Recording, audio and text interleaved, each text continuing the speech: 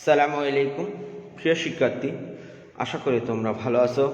আলহামদুলিল্লাহ, আমি তোমাদের দোয়ায় ভালো আছি। প্রিয় শিক্ষার্থী, করোনাকালীন সময়ে অর্থাৎ গত 24শে মার্চ 2020 ইংরেজি হতে আজ পর্যন্ত যে কয়বার তোমাদের সামনে অনলাইন ক্লাসে উপস্থিত হয়েছি প্রিয় শিক্ষার্থী, তার মধ্যে আজকে 375 নম্বর অনলাইন ক্লাস শুরু করতে যাচ্ছি।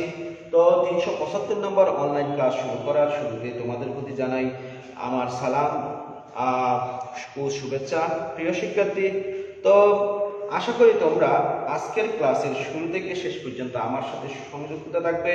আমি অনেক গুরুত্বপূর্ণ একটা টপিকস নিয়ে আলোচনা করব। দেখো, আজকের টপিকসটা হচ্ছে মাইকেলসন মার্লি পরীক্ষা। আজকের আলোচনার প্রথম টপিকসটা হচ্ছে মাইকেলসন মার্লি পরীক্ষা। এটা কি জিনিস সেটা আমি আলোচনা করার পূর্বে তোমাদেরকে আমি একটু বলবো। প্রিয় শিক্ষার্থী, তোমরা যারা আমার সাথে সংযুক্ত আছো অর্থাৎ বিজ্ঞান বিভাগের শিক্ষার্থীবৃন্দ বা অন্যান্য যারা সংযুক্ত আছেন, আপনারা যদি ক্লাসের লিঙ্কটা শেয়ার করে দেন আপনাদের আইডিতে, তাহলে আপনাদের আশেপাশের পরিচিত যারা শিক্ষার্থী আছে বা আপনাদের সাথে যারা সমস্ত সায়েন্সের শিক্ষার্থী সংযুক্ত আছে তারাও ক্লাসটা দেখার সুযোগ পাবে। অনেক গুরুত্বপূর্ণ একটা টপিক নিয়ে আলোচনা করতেছি, তো আপনারা পারলে ক্লাসটা একটু শেয়ার করবেন। আর বিজ্ঞান বিভাগের শিক্ষার্থীদের প্রতি অনুরোধ রাখবো, তোমরা যারা আমার সাথে সংযুক্ত আছো তোমরা শুরু থেকে শেষ পর্যন্ত সংযুক্ত থাকার চেষ্টা করবে। এরপরে তোমরা না বুঝলেও অবশ্যই আমাকে কমেন্ট বক্সে কমেন্ট করে জানাবে, স্যার আমি বুঝলি না এই জিনিসটা, আমি দ্বিতীয়বার তৃতীয়বার চতুর্থবার পঞ্চমবার বুঝিয়ে বলার চেষ্টা করব, ঠিক আছে?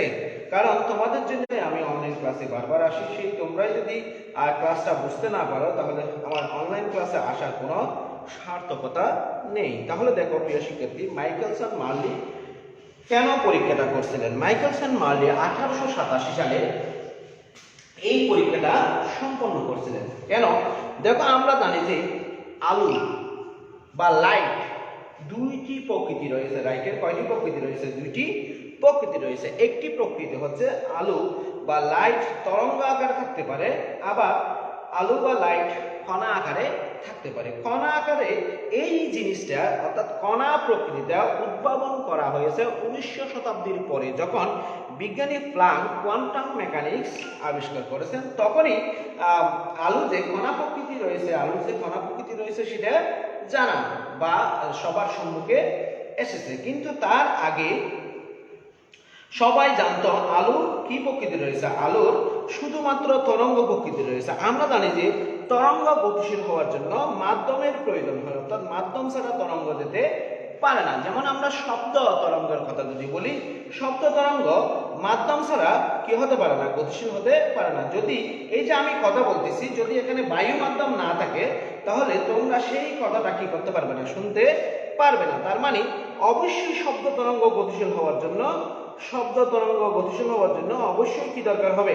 মাধ্যম দরকার হবে। একইভাবে অন্য যে কোনো তরঙ্গ গতিশীল হওয়ার জন্য কি দরকার হয়? মাধ্যম দরকার হয়। ঠিক আলো যখন তরঙ্গ প্রকৃতিতে ছিল তখন আলো গতিশীল হওয়ার জন্য একটা মাধ্যম দরকার ছিল, ঠিক আছে?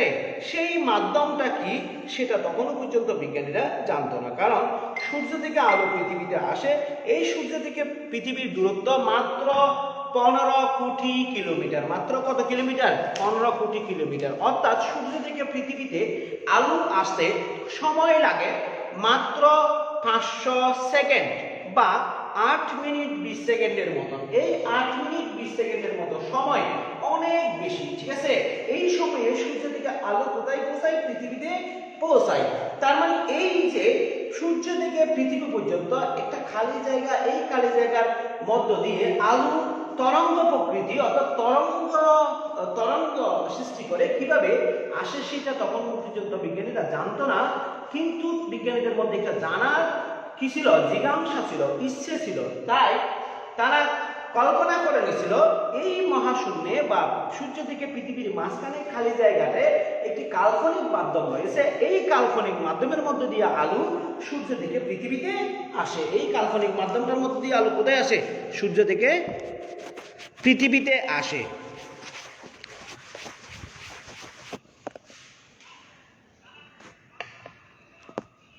তাহলে বিজ্ঞানীরা চেষ্টা করতে চাইছে জানতে চেয়েছেন সেই কাল্পনিক মাধ্যমটা কি। তারা সেই কাল্পনিক মাধ্যমটা খুঁজতে গিয়ে সেই কাল্পনিক মাধ্যমের নাম দিয়েছিলেন ইথার মাধ্যম। সেই কাল্পনিক মাধ্যমের নাম দিয়েছিলেন কি? ইথার মাধ্যম। ঠিক আছে, তাহলে ইথার মাধ্যম আছে কি নাই সেটা জানার জন্য বিজ্ঞানীরা নানাভাবে চেষ্টা করতে থাকে। বিজ্ঞানীরা কিভাবে চেষ্টা করতে থাকে? নানাভাবে চেষ্টা করতে থাকে। 1887 সালে বিজ্ঞানী মাইকেলসন এবং মার্লি অতি কৌশলী হয়ে বা তারা জানার জন্য তারা কি করছে, একটা পরীক্ষা করছে। ইথার নামক এই কাল্পনিক মাধ্যমটি কি সূর্য থেকে পৃথিবীর মাঝখানে খালি জায়গাটাতে আছে নাকি নাই সেটা জানার জন্য তারা একটা পরীক্ষা নিরীক্ষা করছে। সেই পরীক্ষাটার নাম দিয়েছিলেন মাইকেলসন মার্লি পরীক্ষা। ঠিক আছে, এই পরীক্ষাটা আমি তোমাদের সামনে আজকে আলোচনা করবো। শুধু এই একটি মাত্র টপিকস, অনেক গুরুত্বপূর্ণ টপিকস।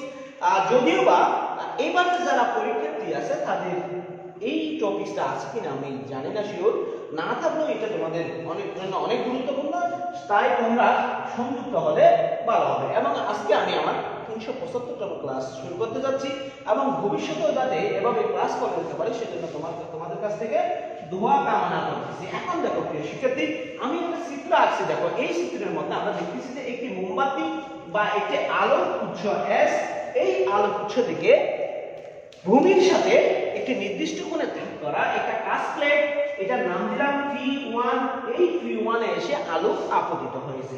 আপতিত হওয়ার পর দেখা যাচ্ছে যে আলোক রশ্মি এখানে তিনটা ঘটনা ঘটাবে। একটা হচ্ছে আলোক রশ্মি এই কাঁচ প্লেট কিছুটা আলো শোষণ করে নেবে এবং কিছু আলো প্রতিফলন ঘটাবে আর কিছু আলো প্রতিসরণ করাবে। ঠিক আছে, এখান থেকে দেখতেছি যে এই এস এ আলোক রশ্মিটা এই কাঁচ প্লেটের উপর আপতিত হয়ে দুই ভাগে বিভক্ত হয়ে গেছে। একটা এবি পথে চলে গেছে আর একটা এসি পথে চলে গেছে। একটা এবি পথে চলে গেছে, একটা এসি পথে চলে গেছে। এবং এবি পথের ঠিক শেষ প্রান্তে একটি M1 দর্পণ স্থাপন করছি এবং এসি পথের শেষ প্রান্তে একটি M2 দর্পণ স্থাপন করছি। প্রিয় শিক্ষার্থী, লেখা কি দেখা যাচ্ছে কিনা বলো? লেখা দেখা না করলে আমাকে দেখানোর ব্যবস্থা করতে হবে। দেখা যাচ্ছে? লেখাকে স্পষ্ট বোঝা যাচ্ছে?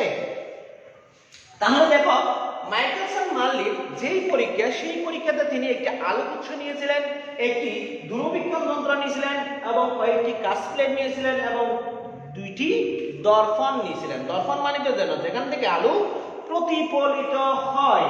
তাহলে এই এস উৎস থেকে তারা আলোক রশ্মি পাঠিয়ে P1 কাঁচ প্লেট, যেটা ভূমির সাথে একটি নির্দিষ্ট কোণে রাখা হয়েছে, সেই ভূমিতে আপতিত করানো হয়েছে। সেই আপতন করানোর পর P1 কাঁচ প্লেট থেকে দুইটা আলোক রশ্মি দুইটিকে নির্গত হবে। একটা এবি বরাবর গিয়ে M1 দর্পণে আপতিত হবে। M1 দর্পণ থেকে আপতিত হয়ে আবার উল্টো পথে বি এ পথে চলে আসবে। একইভাবে এ প্লেট থেকে আরেকটি আলোক রশ্মি এসি পথে গতিশীল হবে। এসি পথে গতিশীল হওয়ার পর M2 দর্পণে গিয়ে আপতিত হবে। আপতিত হওয়ার পর সে প্রতিফলিত হয়ে উল্টো ফেরত আসবে। উল্টো ফেরত আসার পর এ বিন্দুতে তারা আবার মিলিত হবে। এ বিন্দুতে মিলিত হওয়ার পর তারা সেখান থেকে প্রতিফলিত হয়ে থ্রি দূরবীনে আসবে। থ্রি দূরবীনে আসবে। এখানে ঘটনা কি দেখো, আমরা জানি যে ইথার একটি কাল্পনিক মাধ্যম। ইথার একটি কি মাধ্যম? কাল্পনিক মাধ্যম। পৃথিবী আমরা জানি যে সূর্যের সাপেক্ষে ঘূর্ণনশীল, সুতরাং ইথারটাও অবশ্যই কি হবে? ঘূর্ণনশীল হবে।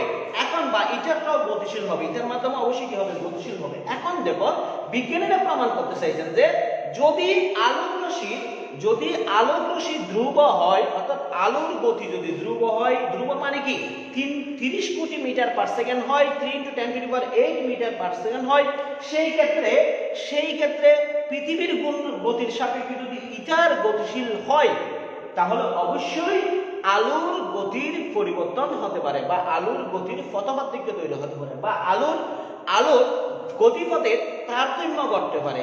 তারতম্য ঘটলে আলোর বেগ কখনো কি হতে পারবে না? ধ্রুব হতে পারবে না। তারা অ্যাকচুয়ালি পরীক্ষা করে দেখছেন যে এই ইথার মাধ্যমটার কারণে আলোর গতিপথের কোনো তারতম্য হয় কিনা। যদি তারতম্য হয় তাহলে তারা মনে করে নেবে এই মহাশূন্যে অর্থাৎ পৃথিবী এবং সূর্যের মাঝখানে একটি কাল্পনিক মাধ্যম ইথার রয়েছে।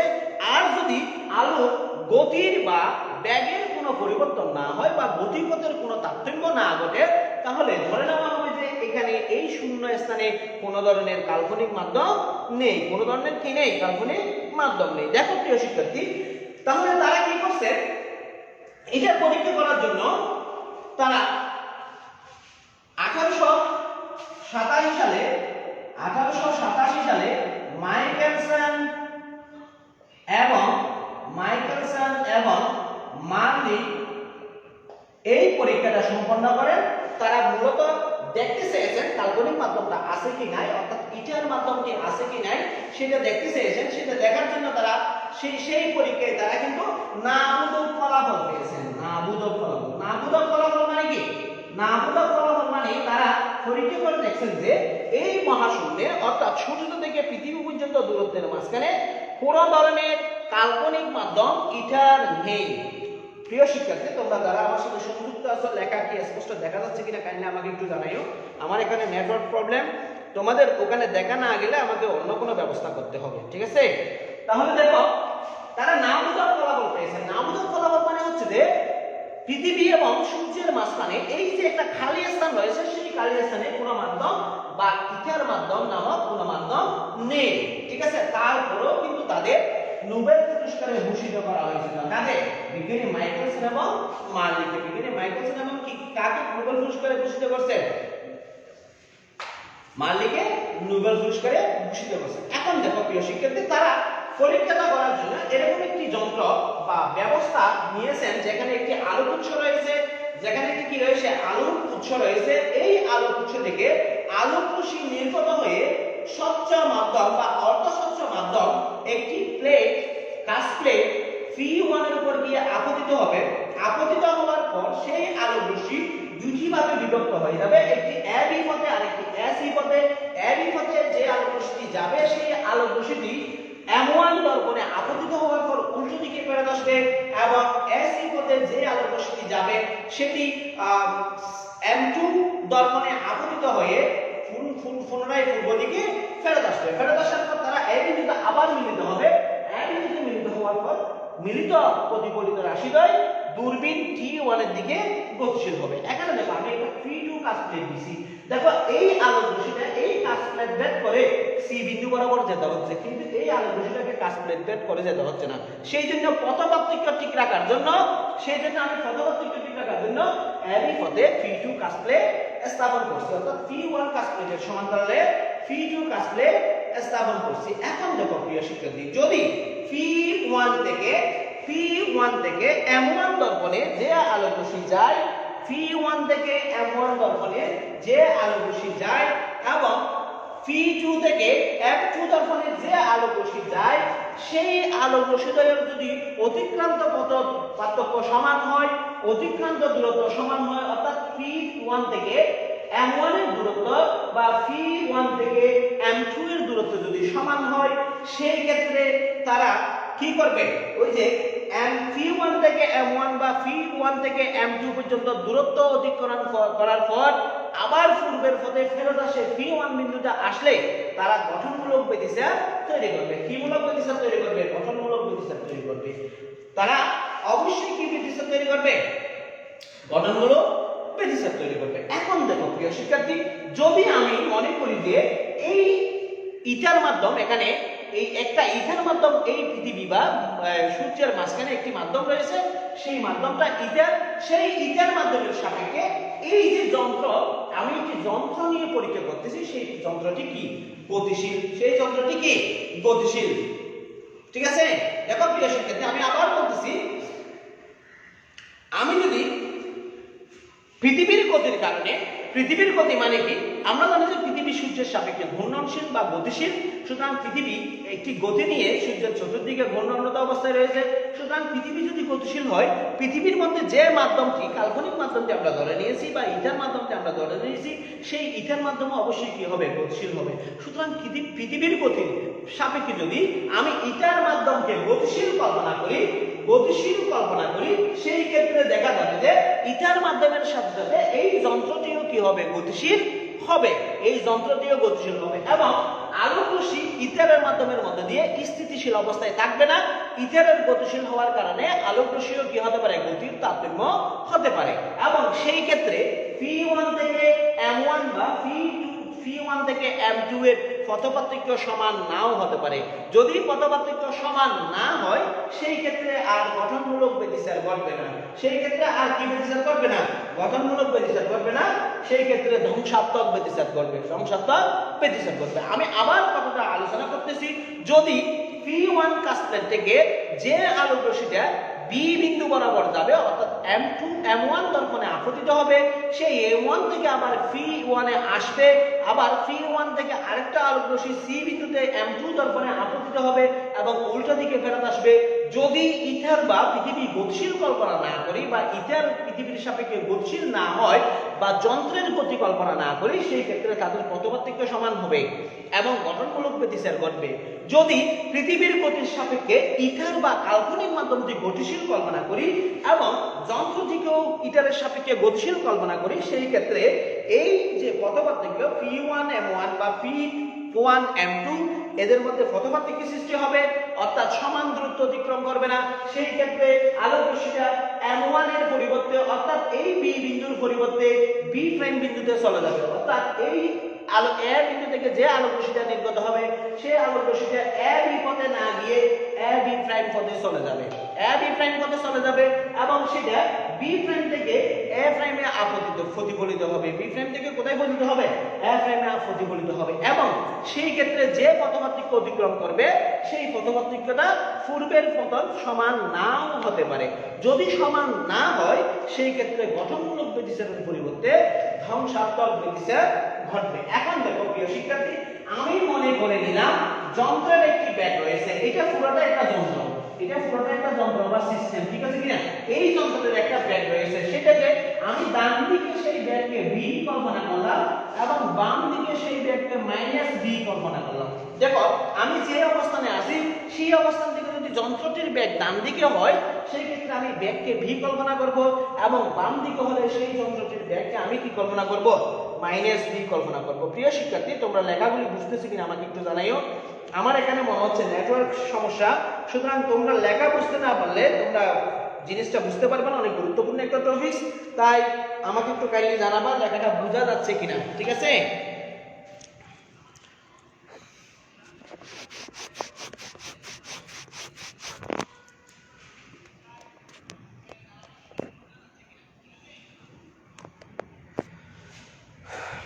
আমার সাথে সংযুক্ত আছে আমার শ্রদ্ধেয় সিনিয়র সহকর্মী, কক্সবাজারের রসায়ন জগতের পথিকৃৎ, যাকে আমি বলবো, আমি যদি এই কক্সবাজারে পড়ালেখা করতাম হয়তো স্যার আমার শ্রদ্ধেয় গুরুজন হতেন।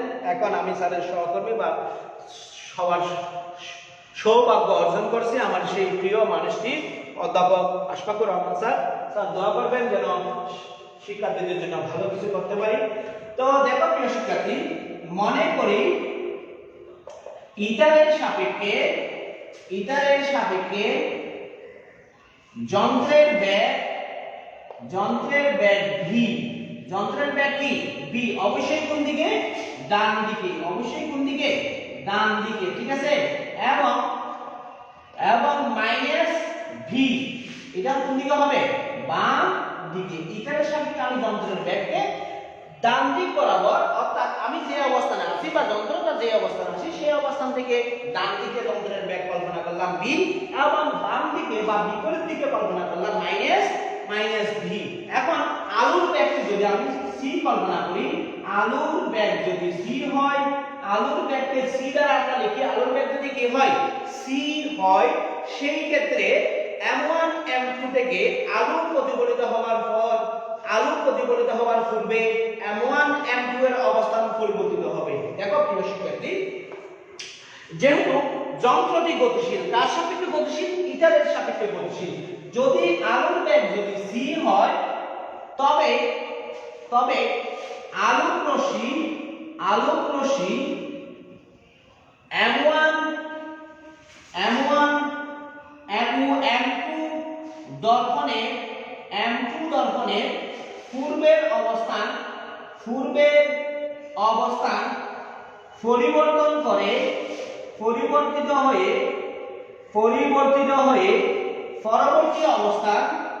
পরবর্তী অবস্থান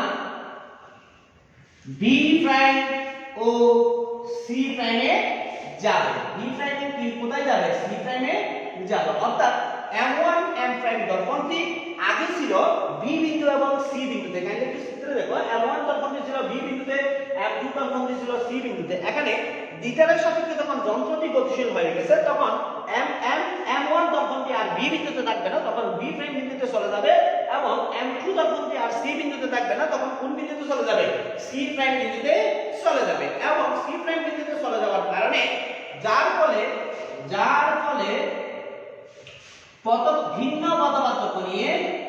ভিন্ন পথপার্থক্য নিয়ে আলোক রশ্মি বা আপতিত আলোক রশ্মি দূরবীনে কি হবে? আপতিত আলোক রশ্মি দূরবীনে প্রবেশ করবে। যদি ইথারের সাপেক্ষে যন্ত্রের ব্যাগের তারতম্য থাকে, ইথারের সাপেক্ষে যন্ত্রের ব্যাগের কি হয়? তারতম্য হয়। অর্থাৎ ইথারের সাপেক্ষে যন্ত্র যদি গতিশীল হয় সেই ক্ষেত্রে পূর্বের M1 দর্পণের অবস্থান বি বিন্দু থেকে পরিবর্তন হয়ে বি প্রাইম বিন্দুতে যাবে, এবং M2 দর্পণের অবস্থান সি বিন্দু থেকে পরিবর্তন হয়ে সি প্রাইম বিন্দুতে যাবে। এবং সেই ক্ষেত্রে ওই M প্রাইম M2 এবং M1 থেকে যে আলোক রশ্মি আপতিত হয়ে পুনরায় দূরবীনে প্রবেশ করবে তাদের মধ্যে একটি পথপার্থক্য তৈরি হবে, এবং এই পথপার্থক্য নিয়ে প্রতিফলিত আলোক রশ্মিগুলি দূরবীনে প্রবেশ করবে। কোথায় প্রবেশ করবে? দূরবীনে প্রবেশ করবে। এবং পথপার্থক্য থাকার কারণে এখানে ধ্বংসাত্মক ব্যতিচার ঘটবে। ঠিক আছে, ধ্বংসাত্মক ব্যতিচার ঘটবে। প্রিয় শিক্ষার্থী, তোমরা গঠনমূলক ব্যতিচার এবং ধ্বংসাত্মক ব্যতিচার কি জিনিস ভালো করে জানো, আমি সেদিকে আলোচনা করতেছি না। এখন আমি মনে করব এ বিন্দু থেকে কোথায়? বি বিন্দু বা সি বিন্দুতে। দেখো, এ হতে সি তে আলোক রশ্মি সময় লাগে। এখন আমি দেখব যদি প্রথম অবস্থায় মানে কি? গতিশীল নাই কল্পনা করল, অর্থাৎ যখন যন্ত্রটি গতিশীল ছিল না, গতিশীল ছিল না কল্পনা করেছিলাম, সেই ক্ষেত্রে যদি প্রথম অবস্থায় এ হতে সি তে, এই এ বিন্দু হতে সি তে আলোক রশ্মি আসতে t1 সময় লাগে। আসতে কত সময় লাগে? t1 সময় লাগে। অর্থাৎ প্রথম অবস্থায় যখন যন্ত্রের ব্যাগ ছিল না, অর্থাৎ যন্ত্রের ব্যাগ আছে কল্পনা করে নেই, সেই ক্ষেত্রে যদি এ হতে সি বিন্দুতে আসতে আলোক রশ্মি যদি সময় লাগে t1, তাহলে আমি এই এ অবস্থান থেকে সি অবস্থান বা এ অবস্থান থেকে বি অবস্থানের দূরত্ব d হয়। অর্থাৎ AB সমান AC সমান D হলে, AB সমান AC সমান D হলে আমরা লিখতে পারি T1 সমান D by C minus B। Kindly আমি কেন D by C minus B লিখছি আমি একটু জানাচ্ছি। দেখো প্রিয় শিক্ষার্থী, যন্ত্রটি ডান দিকে গতিশীল, আলোও ডান দিকে গতিশীল। ঠিক আছে কিনা? যন্ত্রটি ডান দিকে গতিশীল, আলোও ডান দিকে গতিশীল। তাহলে এই যে t1 পথপার্থক্য, অর্থাৎ যদি কোনো যন্ত্র ডান দিকে গতিশীল হয় সেই ক্ষেত্রে দূরত্ব নির্ণয় করতে আমাদেরকে ব্যাগ হিসাব করতে হবে আলোর ব্যাগ বিয়োগ যন্ত্রের ব্যাগ। আলোর ব্যাগ বিয়োগ কি ব্যাগ? যন্ত্রের ব্যাগ। অর্থাৎ ডান দিকে গতিশীল হলে এই এখান থেকে এ থেকে সি পর্যন্ত দূরত্ব অতিক্রম করার জন্য যে ব্যাগটা নিবে সেই ব্যাগ হবে আলোর ব্যাগ বিয়োগ যন্ত্রের ব্যাগ। আলোর ব্যাগ বিয়োগ কি ব্যাগ? যন্ত্রের ব্যাগ। আর বাইরের দিকে গতিশীল হলে, অর্থাৎ বিপরীত দিকে গতিশীল হলে সেই ব্যাগটা দাঁড়াবে C+B হয়ে যাবে। তার মানে আমরা যখন ব্যাগ হিসাব করব, কিসের ব্যাগ? অর্থাৎ ইটার মাধ্যমের ব্যাগ হিসাব করব, তখন ইটার মাধ্যমের ব্যাগ হবে আলোর ব্যাগ বিয়োগ যন্ত্রের ব্যাগ। ইটার মাধ্যমের ব্যাগ হবে আলোর ব্যাগ বিয়োগ যন্ত্রের ব্যাগ। কোন দিকে? ডান দিকে গতিশীল হলে। আর যদি বাম দিকে গতিশীল হয় তাহলে ইটার মাধ্যমের ব্যাগ হবে আলোর বেগ বিয়োগ আলোর বেগ যোগ যন্ত্রের বেগ। তাহলে দেখো এখানে এই ইটার মাধ্যমকে এ বিন্দু থেকে সি বিন্দুতে যেতে এ বিন্দু থেকে যদি সি বিন্দুতে যেতে ডি দূরত্ব অতিক্রম করতে হয় t1 সময় লাগে সেই ক্ষেত্রে ইটারের বেগ যদি c - b হয়, c - b মানে কি আলোর বেগ ছিল c এবং যন্ত্রের বেগ ছিল v, তাহলে ইটারের বেগ হবে c - b। তাহলে c - b হয়, তাহলে আমরা লিখতে পারি d সমান c - b ইনটু t1 বা t1 সমান d by c - b, d by কি - b, c - v। প্রিয় শিক্ষার্থী, আশা করি বুঝতে পারছো। এইজন্য আমি এখানে লিখলাম t1 equal d by c - v। একইভাবে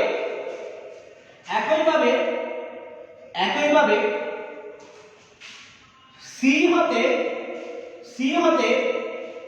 a তে আসতে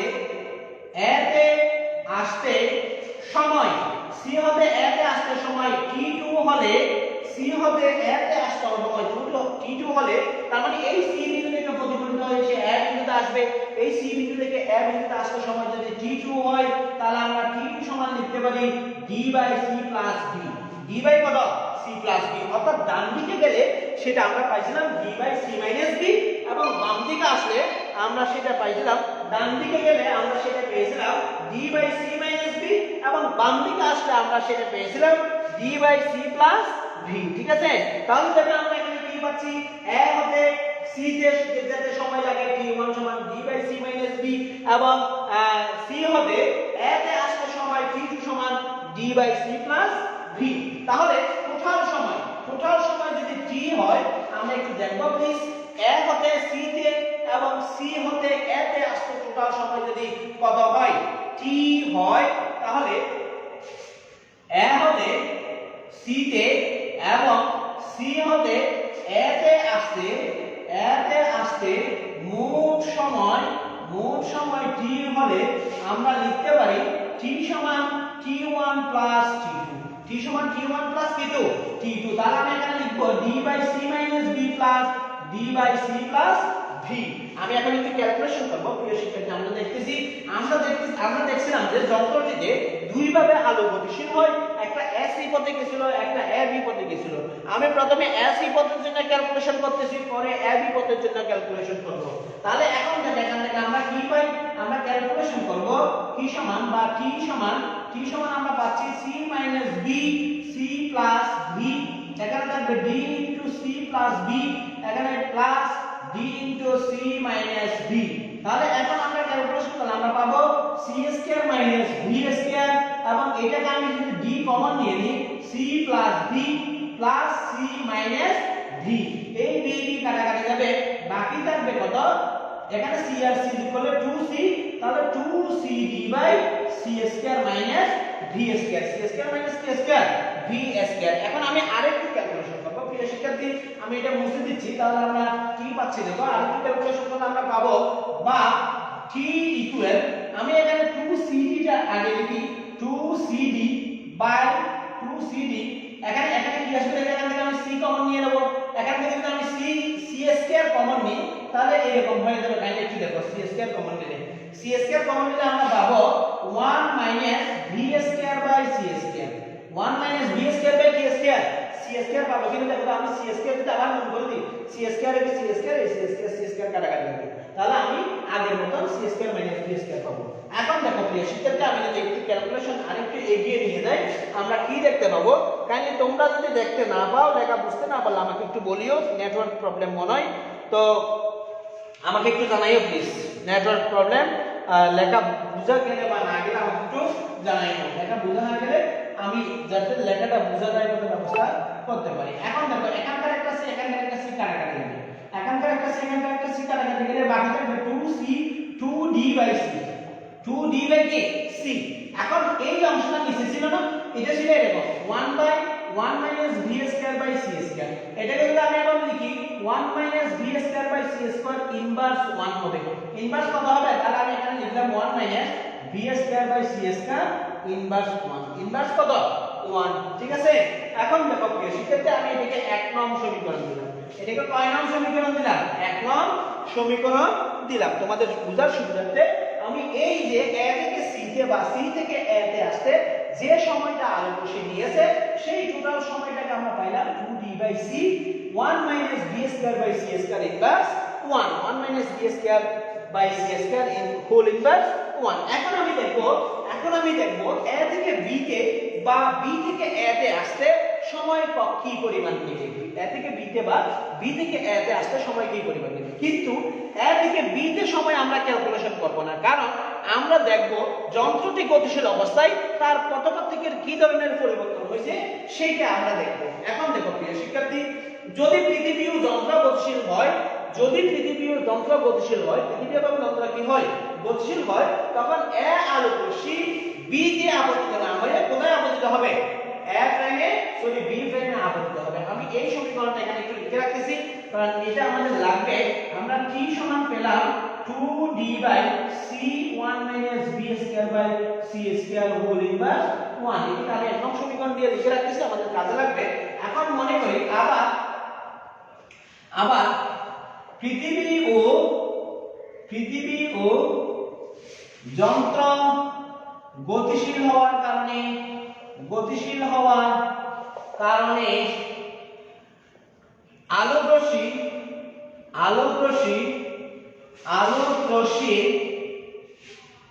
b বিন্দুতে আপতিত না হয়ে কোথায় আপতিত হবে, b প্রাইম বিন্দুতে আপতিত হবে। b বিন্দুতে আপতিত না হয়ে b প্রাইম বিন্দুতে কি হবে, আপতিত হবে। কারণ আমরা দেখতেছি যে যন্ত্র এবং পৃথিবী গতিশীল, এই যন্ত্র এবং পৃথিবী গতিশীল হওয়ার কারণে m প্রাইম বিন্দুটা b বিন্দুতে অবস্থান করার পরিবর্তে কোথায় গিয়ে অবস্থান করবে, b বিন্দুতে অবস্থান করার পরিবর্তে m প্রাইম বিন্দুটা ওই যে b বিন্দুতে অবস্থান করার পরিবর্তে b প্রাইম বিন্দুতে গিয়ে অবস্থান করবে। b প্রাইম বিন্দুতে গিয়ে কি করবে, অবস্থান করবে। ঠিক আছে,